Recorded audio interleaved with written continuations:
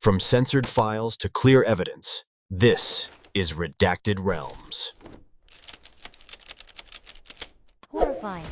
Man lives with his lover's corpse. For many, a romantic love story might be quite simple.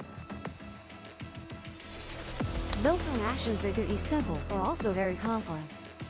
Simple like chatting, holding hands, strolling together on the streets, and being together for a lifetime. However, the love story below will surely leave you wondering whether to call it romantic or creepy. Because one person has passed away, but the other still wants to keep them. Let's follow along and see how this story unfolded.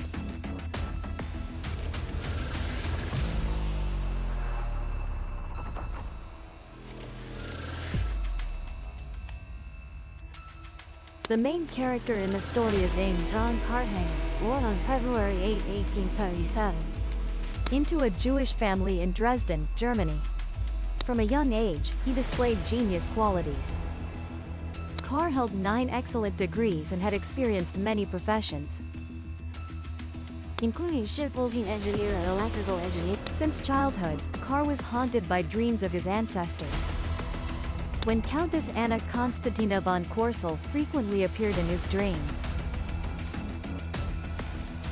and said that the true love of his life would be an incredibly beautiful girl with jet black hair.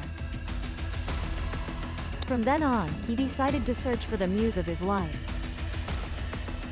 Therefore, after 10 years of living with his wife, he decided to leave his family. In 1926, Carthanger changed his name to Carr von Korsel, immigrated to the U.S., and settled in Key West. Here, he applied to work as an X-ray doctor at Verona Hospital. Due to his eccentric and aloof personality, most colleagues disliked him. This is also the time when the love story between the living and the dead, mentioned above, began. Maria Elena Milagro de Horace Meza, born in 1909, 32 years younger than Carthanger, was an extremely beautiful woman, with hair as black as ebony and a face as if from a fairy tale. In her youth, she was pursued by hundreds of men in Key West. But beauty is often ill-fated. Elena made the wrong choice by marrying Luz Meza. And right after Elena had a miscarriage, Luz abandoned his young wife. In April 1930, Elena fell seriously ill and was forced to be hospitalized at Medina for examination. From the moment Elena passed by Carthanger, this man couldn't take his eyes off her beauty. He believed this was the true love he had been searching for all along. The main reason was likely because she met all his criteria for a dream lover. She possessed the exact beauty he imagined, with jet black hair, and had even been a beauty queen in Key West. Even though he had only glimpsed her, he was certain she was the lover he had always desired. At this point, Carthanger ignored the 34-year age gap, ignored his legal wife Torres Straffer and their 2 children. Carthanger professed his love to Elena and gave her many valuable gifts, but the young widow didn't pay much attention. It seemed the love story would continue smoothly, but unfortunately, Elena contracted tuberculosis. In the first half of the 20th century, tuberculosis was still an incurable disease. Elena knew well she had no chance of living long, so she soon gave up hope.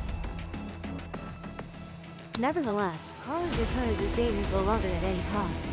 He asked the hospital to allow him to become the primary doctor treating the tuberculosis. He tried experimenting with every special remedy, including sulfate medicines, herbs, tonics. Even with the hope of curing his beloved, Carr was so reckless as to steal an X-ray machine and bring it home to treat Elena. Even in her own diary, Elena also shared that, "I believe that even though she is seriously ill, she will definitely overcome it. I hope that when Elena recovers, we will get married. As long as she is alive, I will never give up." Although he tried his best, on November 25, 1931, Elena breathed her last, yet he still did not give up. As one of the people by Elena's side in her final moments, he was permitted by Elena's family to cover all funeral expenses. He built a private stone tomb for Elena at Key West Cemetery, even hiring an embalming expert. It seemed everything would end here. But this was the beginning of Ka's calculated actions toward Elena. Since he built the tomb himself, he made a key and frequently visited his lover's body at night. Not only that, he did something even crazier, installing a telephone line, so he could occasionally chat and confide with his lover over 2 years. Until Ka's strange behavior aroused suspicion and rumors spread. He was fired from the hospital, but that didn't stop his desire to be close to Elena. His obsession and longing made him dream of Elena every night. And he dreamed his lover said that Elena's spirit visited me every night and told me to take her out of the tomb so they could live together again. Following his beloved's wish, he chose a quiet late night in April 1993. Grave and brought her body, or rather her mummy, home using a child. Once truly together, Elena's body began showing signs of decomposition. He tried every method to stop the process. First, Ka stuffed her chest in abdominal cavities with cloth, to keep her body as full as when she was alive. For her hair, he collected each strand, and used a hair machine Elena had given him before her death to weave a wig. For the body, he mixed wax and plaster to apply over the rotting skin. Then wrapped it around Elena's remains. Harder parts like bones he tied with guitar strings. For the eye sockets, he attached glass pupils, a nose, molded lips, and blue eyebrows. However, all this was still not the most terrifying part. The terrifying part was that Ka inserted a tube into Elena's vagina to truly be intimate with her. Afterward, Ka masked the foul odor of decomposition by spraying lots of perfume, combined with various preservatives and deodorants. Thus, he cared for her body day and night. Every day, he went to dress shops, then jewelry stores, changed her into the most expensive, fashionable dress, and embraced Elena's body in bed. Sometimes, he even helped her stand up to dance. He lived with Elena in extreme happiness and contentment, like a newlywed couple. Even more insane, he built his lover a hot air balloon to take Elena up to the clouds, to bask in sun and live for rejuvenation, because he believed solar radiation could penetrate tissues and restore her life. It seemed this perfect love of his would last a lifetime. But surrounding rumors ended that they had seen that this doctor occasionally danced with a giant doll. Elena's sister, hearing these seemingly crazy rumors, went to verify and was horrified by the gruesome sight before her. Her long-dead younger sister was lying in Ka's bed. So she immediately ran home, reported to the police, and he was arrested for illegal grave robbery.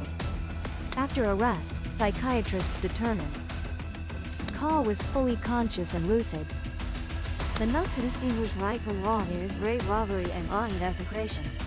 Yet, he didn't pay for his actions because the statute of limitations had expired by Ka was caught. In court, Ka still begged the court to return Elena, claiming police and the public had destroyed their couple's happiness. Ka also declared that before bringing Elena's body home, her spirit appeared and allowed him to do so. What is even more surprising is that alongside public criticism, there were also many people expressing sympathy for him. They considered his actions romantic and pitiable rather than blameworthy.